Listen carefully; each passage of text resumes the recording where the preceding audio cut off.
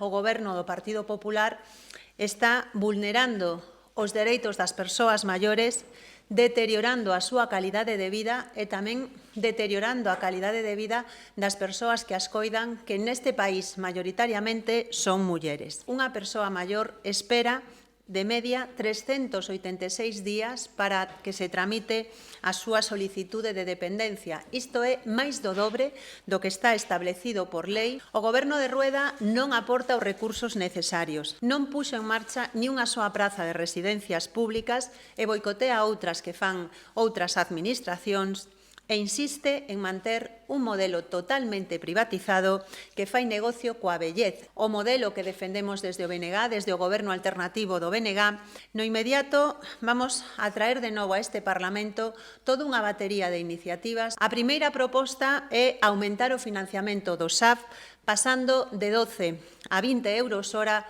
porque entendemos que se trata dun servizo esencial. A segunda proposta que poñemos sobre a mesa é que hai que duplicar os equipos de valoración da dependencia, e a terceira proposta que lanzamos neste ámbito ten que ver coa necesidade de que dotemos a Galiza dun sistema de residencias públicas. Onte mesmo coñecíamos os datos facilitados pola Asociación de Directores e Xerentes de Servizos Sociais, que estimaba para Galiza un déficit de 13.850 prazas de residencia. O noso nivel de desenvolvemento como sociedade, os nosos valores como sociedade tamén teñen moito que ver na importancia e no trato que lle damos á xente maior.